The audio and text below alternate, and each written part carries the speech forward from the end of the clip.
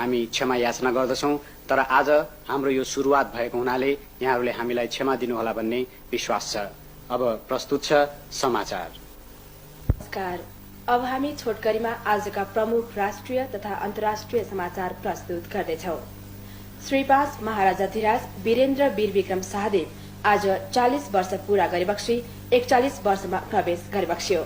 यस शुभ उपलक्ष्यमा आज अधिराज्यभरि हर्षोल्लासको वातावरणमा विभिन्न कार्यक्रमको आयोजना गरी मौसुब सरकारको दीर्घायु, सुस्वास्थ्य र सुख समृद्धिको हार्दिक कामना गरियो। हेटौडामा आज आयोजित एक विशेष एवं भव्य समारोहमा श्री 5 महाराजाधिराज सरकारबाट मौसुब सरकारको चुनावमा चढाइएको हार्दिक अभिनन्दन ग्रहण गरिबक्स्यो। राजधानीमा आजै एक भव्य जुलुसले शहर परिक्रमा गरी टुडीखेल स्थित शाही नेपाली सैनिक मञ्चमा आम सभामा परिणत भयो। आम सभामा श्री 5 महाराजाधिराज सरकारको तस्बिरमा फूलका गुच्छाहरू चढाएर मौसुब सरकारको दीर्घायु र सुस्वास्थ्यको कामना गरियो।